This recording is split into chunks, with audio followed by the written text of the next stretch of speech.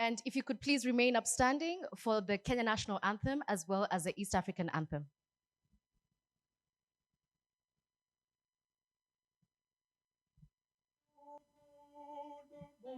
Creation, blessed is the Lord and nation. Justice the shield and defender. May we live in unity, peace and liberty. Plenty be found within the border. Mungu twaomba uilinde Jumuiya Afrika Mashariki, tuwezeshe kuishi kwa amani, tutimize na malengo yetu. Jumuiya yetu sote tuilinde, tuajibike, tuimarike. Umoja wetu ni nguzo yetu, idumu jumuiya yetu. Wonderful, you may be seated. Good morning. Good morning. How many of you are new to Nairobi here? Please raise your hands. Let's see who our visitors are. Welcome, Karibuni. Welcome to Nairobi, a place of cool waters. We hope you're having a fabulous time today. The weather is not what it usually is, but we hope we can make it a bit warmer for you here. So, Your Ladyship, the Honorable Chief Justice of the Republic of Kenya, Martha Koome, Your Excellency Phumzile Mlambo Ntruka, former Deputy President of South Africa, Dr. Obiageli Catherine Ezekwesili, former Minister of Minerals and Education, Nigeria, distinguished guests, ladies and gentlemen. We are gathered here today for something absolutely special. But before we even kick off the program, I want to do something just to, loosen up a bit because it's feeling a bit tense here. We do this in church all the time and at fundraisers. If you're Kenyan, you know what I'm about to do. Turn to your neighbor, please. Say hello. Say hello. Tell them who you are.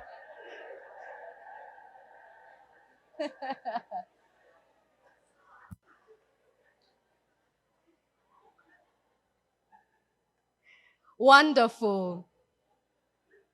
Absolutely amazing. Isn't it so much better when we know one another? Yeah, now that we all know one another, allow me to introduce myself. My name is Edith Kimani, and it is my absolute pleasure to be taking you through the program today. Welcome to the second Nalafem Summit. Nalafem, much like this gathering, I dare to say, is a collective of women. It's a call to action. It's an invitation to reimagine the world that we inhabit. Over the next 2 days, you are invited to co-create a narrative of progress and inclusion, to use this as an opportunity to harness the power of our collective intelligence and translate it into concrete actions that drive real change. This is a safe space. This is a space of celebration, and this is a space for you. So, karibuni sana. So we may all be Nala, which, by the way, Nala is a Swahili word for queen. I didn't know this until just a few days ago. What was I doing in school? My mom is in the audience. I hope she's not shaking her head, wondering the same thing either. But we may all be Nala, but there's always a queen mother, right? There's always the leader of the pack. And today, she is our first speaker, a multi-award-winning Pan-African feminist. She served as the first ever African Union Special Envoy on the Youth and the youngest diplomat at the African Union Commission's chairperson cabinet. I haven't even finished half of her profile. She's incredible. But why don't I let her show you just who she is? Please, ladies and gentlemen, put your hands together for the founder and president of Nalafem, Chebbi.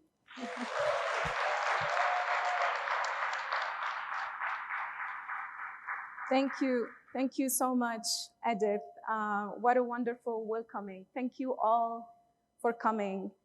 I want to first thank the Judiciary of Kenya for this opportunity, actually, to collaborate, to join hands, to team up with young feminists and do this together. My gratitude goes to Chief Justice Honorable Martha Koome and the office for really providing this collaboration to have these conversations with young feminists, with civil society, with policymakers.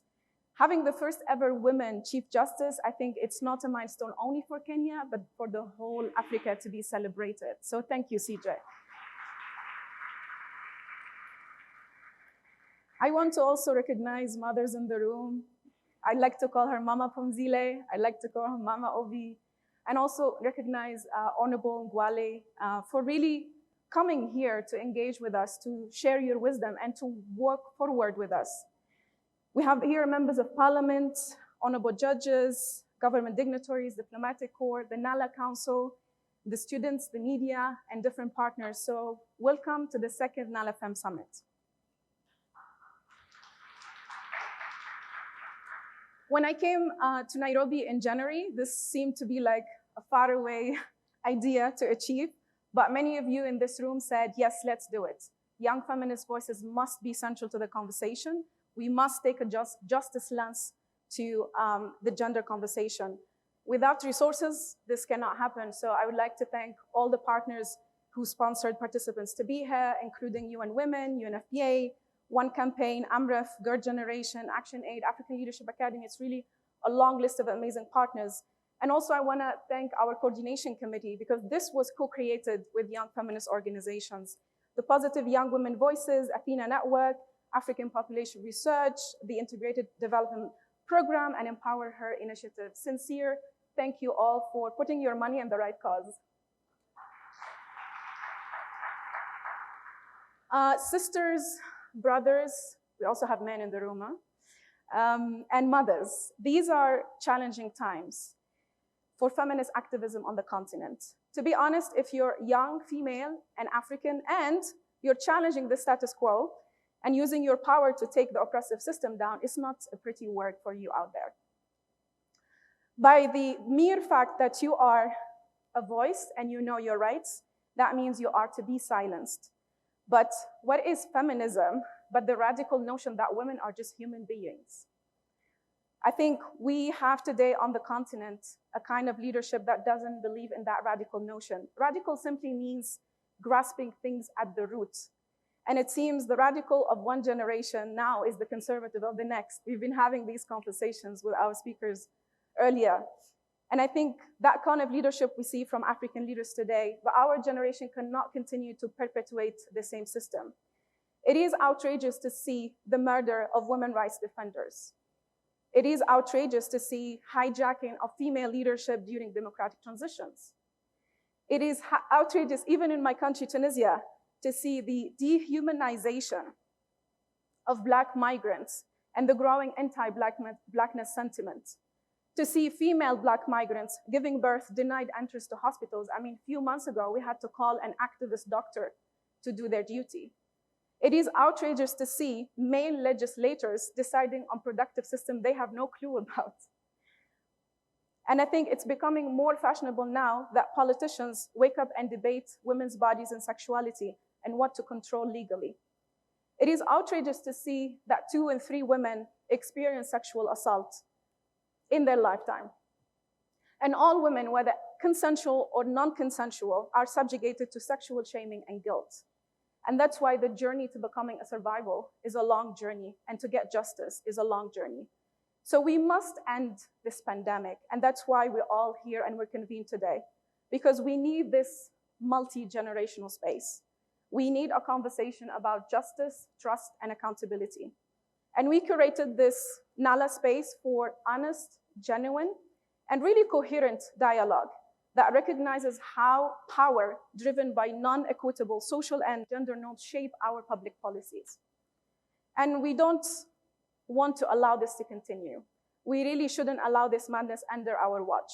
Femicide, rape, forced marriage, genital cutting, unsafe abortion, gendered militarization. We have to come together and speak frankly about how do we build trust with institutions? How do we increase progressive forces of young women in politics? How do we really rally behind SGBV courts? And it's very fitting to be in Kenya today as a Pan-African collective. The neighborhood of the region is really closing up on human rights. And we have faith in Kenya's leadership to lead differently, because justice is not just the destination, it's also a path. And survivors really deserve a dignified path to justice. This is also a space for solidarity. I think what happens in one country should be the concern for all of us, because my liberation is your liberation as an African, but also the innovation of one country should be the inspiration of the other. And we are proud to see Kenya leading on the implementation of global commitments of Generation Equality Forum to end all forms of violence. And through our collaboration with Kenyan judiciary, we are going to support the development of an SGBV, Survivor Access to Justice Toolkit. We are going also to launch tomorrow, I Am Nala Fellowship, a program to support young women political leaders to take up positions of leadership they deserve.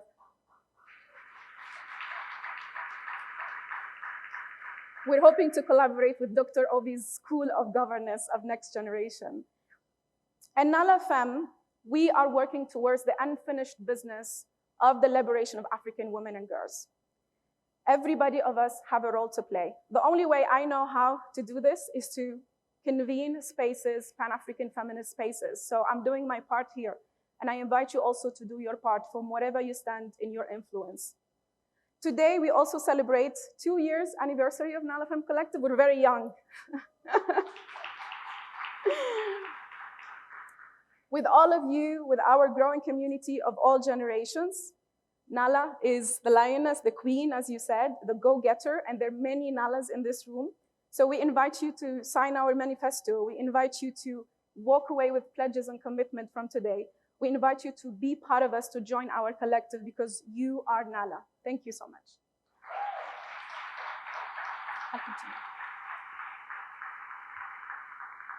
So, right now, I want to invite on the stage my sister, my partner in trouble, my friend, Rose Wachuka Washalia.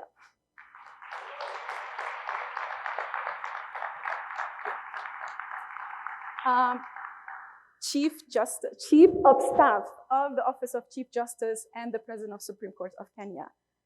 A long title, but it's a lot of work. Before we go and unpack the theme, because I think we would like to explain what do we mean by justice, trust, and accountability, I want us to take us back, because before you joined public service, even though you started in the Supreme Court, when you were 27, you were an activist. Where did it start, Rosie? I think it really started from the very beginning of my life, because I often go through the motions of my life and recall growing up in a country that had fierce women challenging a dictatorship when it was really difficult. I am so privileged to have worked with most of those women, and for the Chief Justice to have led that movement that inspired a lot of of present day generation. And I recall leading the Green movement and being on the presidency of the Global Young Greens, looking up to Professor Wangari Maathai, leading global green justice movements in Kenya and abroad, and just feeling that fire. It was a nightmare to be in the same room with me and to flaunt democratic processes. So we come a long way, and then along the way, while we were working on the Africa-Europe joint strategy and monitoring that at the African Youth University in Cape Verde, where I met Aya in 2011. And we started to talk about amplifying what we were doing and blogging about what we were doing. And she was already an avid blogger, and I was just starting. And from that, I built a blog called The Green Background, where I continued to challenge violations of social justice and that work. So that journey has come a long way, and along with it, incredible friendships. Yeah, I know. I was busy kicking out a dictator in Tunisia at the time, so. But it was amazing, incredibly, to meet you and hear about how Kenya moved to healing, because you were telling me a lot about the post-election violence. And from there, we did a documentary. So the post-election violence happened in 2007, 2008, a very difficult period of our history. And I remember being a university student at Moore University and seeing the spots of violence before the ashes could cool down. I remember visiting with families. I remember visiting my classmates in IDP camps. And I remember making the decision that even if I was in a community, I was in an area of our country where the violence had been very, very grave against my community, I was going to become the first woman to run for president for the student organization, for the student union. And I did. And I got into university politics, and I started a campaign with matatu drivers to really champion peace. And we used to have red ribbons in my campaign. And it wasn't about winning. I did want to win and use that presidency office to bring peace in that region. But it really was about redefining politics in the space where I found myself. And because I had seen that firsthand and I had experienced that same violence when I was running for office, even sometimes physical violence, I decided to continue with that. And together with Aya, we decided to do a documentary in 2013, just tracing the peace process and involvement of women and youth. And we spent many, many days in Kibera. And I remember, I think we challenged so many forces because at one time, my home was broken into and everything that had any digital evidence in it was carried away. Yeah.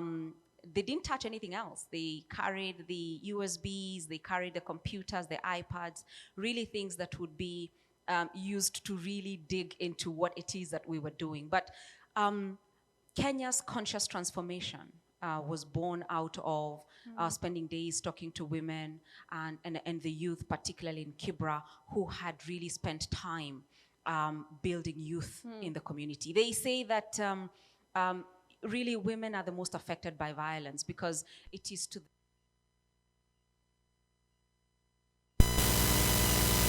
for free, and I had to drive the mat every day, so I was choosing which matatu I have to take at the time.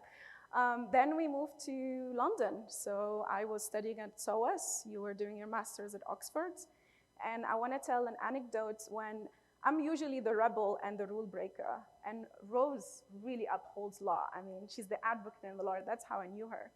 So we went to SOAS library, she came over, and of course, I'm going to take her to the big Africa floor where all the books are. And I walked in, and she was going to the reception to, pay and get an entrance. And I'm like, no, just use my card. And I'll go first, and then you go after me. And she's like, no, it's okay to follow the rules, Aya. And I insist, and somehow I convinced her she doesn't do that. But somehow I'm like, no, let's get going. So I go in, and then I give her the card, and it beeps, and the whole reception looks at us. And I had that look in her eye, I told you. And then eventually we went back to zero, went to reception, get the pass, and she's like, we should have done it from the start. But I feel like there is always those of us who are the rebels, right? Who are the rule breakers, and are those who uphold law genuinely. It's not the law that to oppress people, but it's the law to make justice for everybody. And I think that's what we want to dig into today, the justice piece. Absolutely. And today's theme, justice, trust, and accountability, is really embodied in my relationship with Aya, 13 years of friendship. And it really is about trusting your partner to lead the way they know.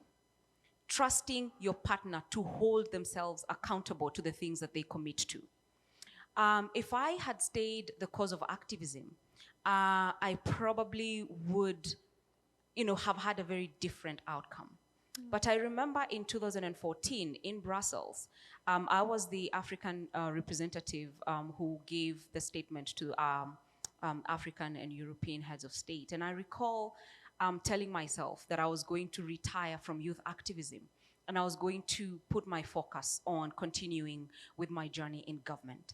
And that has been a very, very passionate commitment of mine. And I have been very, very, very privileged to lead and support great women. I am very privileged because I've also seen the struggles of women leaders. I have seen their passion. I have seen their hearts. I have seen communities rise up against women, decisions that they make for the betterment of our society that are completely taken out of context and used as tools of abuse. And I have bled inside, but I have refused to leave government. I have refused to leave public service because I know that Aya is doing what she knows how to do best where she is. But I also know that there are leaders and that government needs transformative leaders. Government needs commitment. People who don't really think about the paycheck, people who don't, and there are many, and I have seen them. And that narrative is not out there. The narrative is that government is oppressive. It's a question of trust. Do we also engage the constituents? Do we have conversations that don't have distinguishing chairs? Do we have stages that are round where we can have conversations, where I can feel vulnerable to share my struggles with my constituents, and where leaders can really be accessible? My job is really difficult because the Chief Justice is accessible to everybody. And it is my job to close that door sometimes. But I'm really inspired every day because it doesn't matter who it is. And that's the leadership that we want to see. But I also challenge myself to inspire other leaders who are more closed to be a bit more open, because that power comes from the people. And we need to really, show trust. And where we go wrong, we admit it. We have admitted time and again that only 10% of litigants come to court, and that we are committed to bridging that 90% justice gap. And what I would like to challenge young feminists in the room, find spaces that you can plug into. Those spaces are not perfect, they will never be. But those spaces need us to build trust, to enforce justice, and to live accountably. You challenged me to go into government spaces, so I listened to you and went to the African Union, but I survived 3 years and I'm out. With a lot of therapy sessions, and I was a therapist. I was crying on her shoulders. I want to come to Nalafem. So in March 2021, picked up the call, Rose, I'm starting this collective. I want you to come on board. I want to start a council of incredible women leaders, politicians, activists. And you said yes. And many of them in the room that we will recognize them now said also yes. So why did you say yes to Nalafem? And here we are 2 years fast forward. Yeah, because for a long time, I always suffered from this problem of hesitation, something that Aya likes to sort of really pull out. And that hesitation was, at SOAS, no, let's follow the path. It's long, but we can't take the hypotenuse. We have to take the base and the height. But Nala is a space where you meet other women and other people who really are bearing their hearts for the causes they believe in. It's a place where you can really dissect social issues, social justice issues, but also look upon other young leaders who are defying all odds. Emma, who is driving ICT and innovation in Namibia. Ulu, who is challenging GBV in Nigeria. Zuleika, who is challenging racism in South Africa. Rana, who is an amazing, amazing social justice advocate in New York and who ran for Congress. Amazing, amazing, amazing women. Aisha, who by her very presence challenges notions that want to keep us hidden.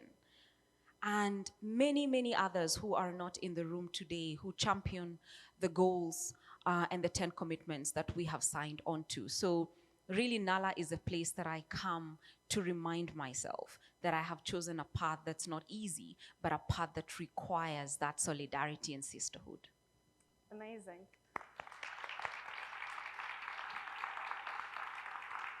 I would like... And Rosabel, who by the stroke of her pen challenges patriarchal norms and systems. And really, she will moderate panels today. And I tell you that get ready.